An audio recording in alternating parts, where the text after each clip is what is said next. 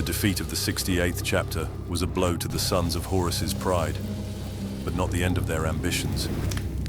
Varen Ashur-Haddon, now with unquestioned authority, saw the need for a strategic response, a new attack to restore morale and gain a foothold on Cthonia. Varen deliberately bypassed the heavily fortified Traitor's Gate, opting instead to land his forces en masse at a more strategic location that would compel the Imperial fists to engage on his terms. He selected the wasteland west of the Vorhek Mountains as the ideal site for a calculated assault. There, he deployed the first wave of bulk landers. Though slower, these craft were shielded from enemy fire, enabling them to swiftly deliver mass troops and light armor to secure new landing zones. The true Sons had arrived in force, determined not to be denied this time. Lord Castellan Garius, who held sole authority over Cthonia, refused to allow a landing in Dawn's domain. He ordered all forces to prepare for a counterattack, leaving only a skeleton crew to defend the Presidium Arcs. Garius believed he could secure a decisive victory and prove his worth to his Primarch. Clinging to this hope, he marshaled the garrison's full strength and set them across the vast wastes.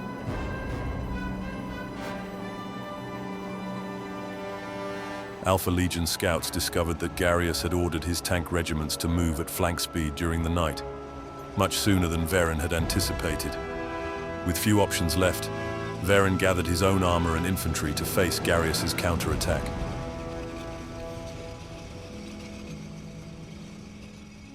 The Battle of Shaitan's Bowl uses a modified version of the Age of Darkness Mission 1, Blood Feud. In this mission, both forces, totaling 3,600 points each, will follow the standard force organization chart and employ the armored spearhead rite of war. The Loyalist side features elements of Captain Adaris's Imperial Fists and Raven Guard, while the Sons of Horus represent a contingent of the elite mechanized 19th chapter, the Iron Wolves, renowned for their unwavering honor and relentless brutality in battle. The modified Blood Feud mission lasts for 4 turns with an optional turn 5. The mission's victory conditions are achieved by the destruction of the enemy's fighting strength by destroying non-flyer vehicles, earning 2 victory points per unit eliminated. Slay the Warlord, Last Man Standing, and the Price of Failure. Special rules are in play. At the end of the game, the player who has scored the most victory points wins. The two forces met upon an ancient salt flat known as Shaitan's Bowl, neither host making any pretense of stealth as they advanced, banners unfurled and guns bared. Master of Armor, Tyleus, commander of the Imperial Fist armored spearhead under Consul Captain Adaris, raised his tank's guns in salute. I see the mark of the Iron Wolves. Once I called them honorable warriors. It saddens me to raise my sword against them, but only death can erase this shame. Unbidden, the lead tank of the 19th chapter, commanded by Master of Armor Deimos, raised its own heavy conversion beamer in salute. The Sons of Horus place an outflank marker behind the Imperial Fist's battle line. The Sons of Horus have the first turn, unless the Imperial Fists can seize the initiative, which they can't. The Sons of Horus spearhead advances at combat speed, eager to close the distance on the Imperial Fists, weapons primed and ready. The entire force surges onto the battlefield, each unit vying for the best firing lines. From his high vantage point, Master of Armor Deimos waits eagerly for the carnage to unfold below. Opening the shooting phase, the Desecrator Rex splits its fire, unleashing its Fellblade Accelerator Cannon and one Sponson-mounted las cannon array at the Imperial Fist's Spartan, inflicting only a single hull point of damage.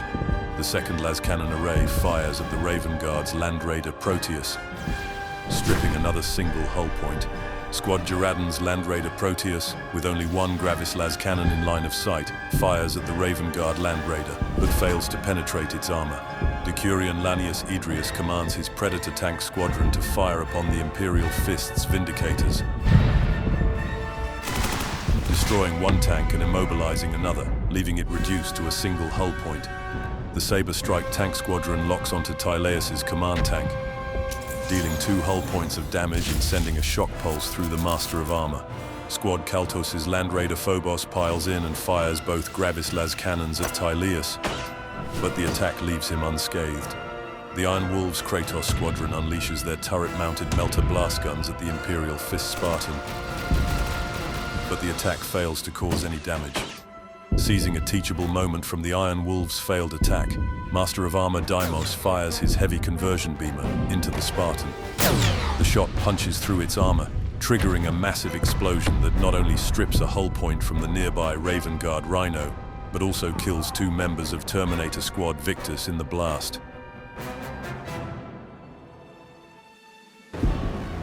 The Loyalists received a reprieve as the Titans of Legio Astroman, the Morning Stars, led by the War Master Titan, Ultrix Umbra, emerged on the horizon with thunderous war horns.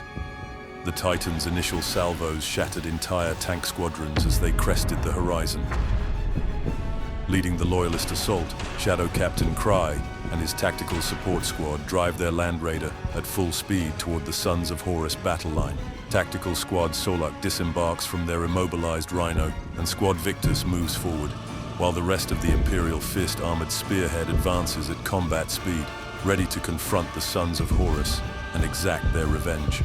Positioned at the rear of the Imperial Fist's battle line, the Storm of Inuit, an ancient Legion Stormblade, takes aim at the Iron Wolves Kratos squadron. Fire! With its plasma blast gun and sponson-mounted las cannons, it unleashes its full power, dealing 2 hull points of damage to a Kratos and destroying a nearby Predator. The Vindicator squadron trains their Demolisher cannons on Squad Kaltos' Land Raider Phobos.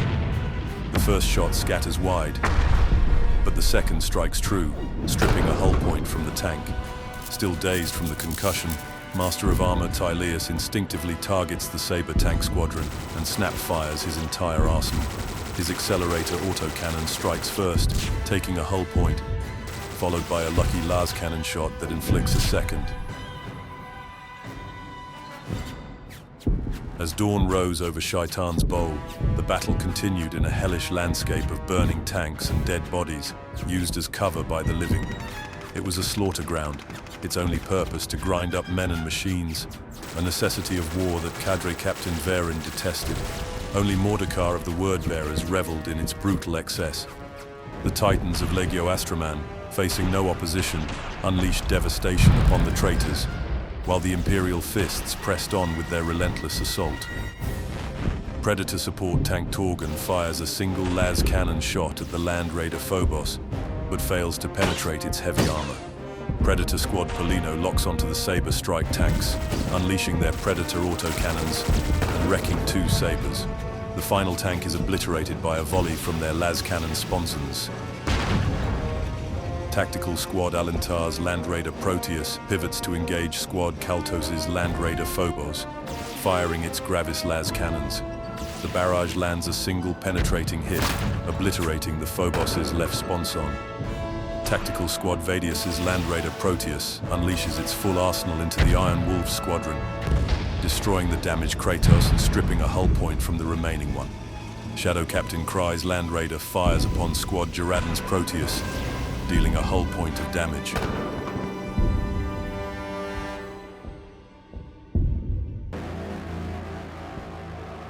Emerging from the shadowed canyons of the lower Vorhek Mountains, the traitorous Titans of Legio Magna and the Knights of House Atrax unleashed a deafening chorus of war horns. In their haste to engage the Loyalist Titans, they trampled everything in their path, Loyalist and traitor alike, leaving nothing but destruction in their wake. Squad Minos arrives from outflank in their Land Raider Proteus, swiftly disembarking behind the Stormblade, positioning themselves within lethal melter range. Squad Jeradan advances, their Land Raider Proteus halting as they disembark, laying a trap to bait the Raven Guard into an assault. Meanwhile, the rest of the armored formation surges ahead, engines roaring, determined to reclaim their homeworld. Squad Kaltos' Land Raider Phobos fires its remaining Gravis las cannon and multi-melter at Squad Alentar's Land Raider Proteus, but fails to penetrate its armor, causing no damage. Predator Squadron Idrius unleashes a devastating barrage into the Imperial Fist Vindicators, reducing them to smoldering wreckage. Tactical Support Squad Minos fires their melter guns into the rear of the Storm of Inwit at near point-blank range, triggering a catastrophic explosion. The ancient Lord of War is consumed in a fiery blast, though one of their own falls to the detonation's force, a sacrifice that Lord Deimos considered a worthy trade. Sicker and Venator Tithonius targets Captain Kry's Land Raider, but its shots fail to penetrate the armor. Seizing the opportunity, the remaining Iron Wolf's Kratos turns its turret in a display of dominance, and with a single devastating salvo from its melter blast gun, the Land Raider is obliterated in a brilliant explosion. As the smoke clears, the squad inside emerges unscathed, disembarking with precision and readiness. Not finished with its onslaught, the Kratos shifts its aim and fires half of its defensive weapons into Squad Victus, killing one Marine and wounding another as the devastation continues to unfold. Squad Jaradan's Land Raider turns its sights on Captain Kry's unit, unleashing its full firepower and killing 5 of his tactical support Marines in a devastating strike.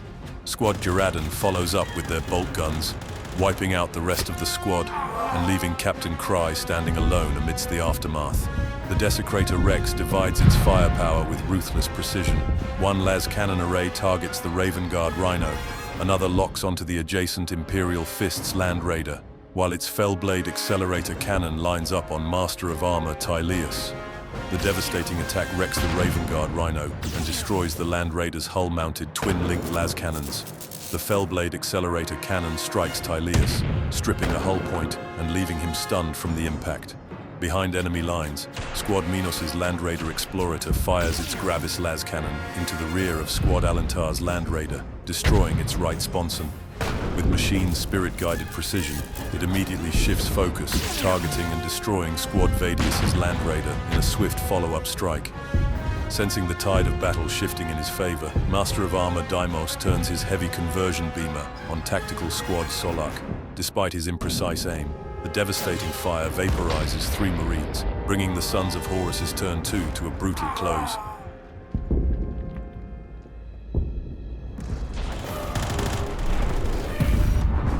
The 2 Titan Legios closed in on each other.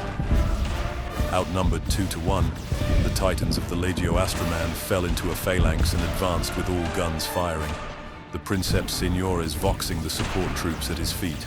Remember our names when the Emperor asks who fought for Cthonia and the throne. The Loyalist Titans advanced, using shields and armor to protect the lesser war machines and infantry.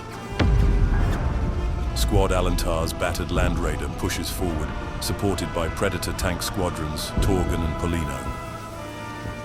The remnants of Squad Victus press on toward the lone Iron Wolf, driven by vengeance. Meanwhile, Squad Solak falls back into their deployment zone, moving towards Squad Minos. Standing alone, Captain Kry advances fearlessly, heading straight towards Squad Jaradan. Dazed but undeterred, Master of Armor Tyleus snapfires his entire arsenal at Squad Kaltos' Land Raider Phobos, but fails to cause any damage. Meanwhile, Squad Alantar's Land Raider Proteus unleashes its remaining Gravis las cannon into the surviving Kratos. Scoring a glancing hit, Predator Torgan follows up with las cannon fire, but fails to connect. Finally, Squadron Polino unloads their Predator autocannons into the beleaguered Iron Wolf, wrecking the Kratos in a hail of fire. Squad Victus fails their charge into the Predator Squadron, but manages to endure Decurion Edrius' punishing Bane Strike Bolter overwatch. Emerging unscathed and ready to fight on, Shadow Captain Kry charges effortlessly into Squad Jaradan, unleashing a flurry of attacks with his Raven's talons. Despite his ferocity, only 2 wounds are inflicted, one of which is quickly healed by Apothecary Scalagrim. The tactical Marines retaliate but fail to land any blows on Kry. In a twist of fate, Scalagrim strikes with his chainsword, scoring a lucky wound and tying the combat. The Sons of Horus drive their assault forward with unwavering determination. Squad Minos moves in on Master of Armor Tyleus, intent on crushing the Imperial Fist's command and sealing the Sons of Horus' victory. Squad Minos unleashes their melter guns into the Imperial Fist's command tank, igniting a massive explosion that obliterates the war machine and its crew in a fiery blast. Their Land Raider Proteus opens fire on Squad Alantar's Land Raider, hammering it with relentless shots and reducing it to a single hull point. Squad Kaltos' Land Raider Phobos attempts to deliver the final blow but fails to penetrate the armor.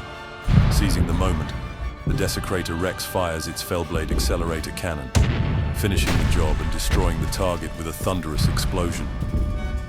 Predator Squadron Idrius unleashes a devastating volley on Squadron Polino, annihilating them in a single round of fire.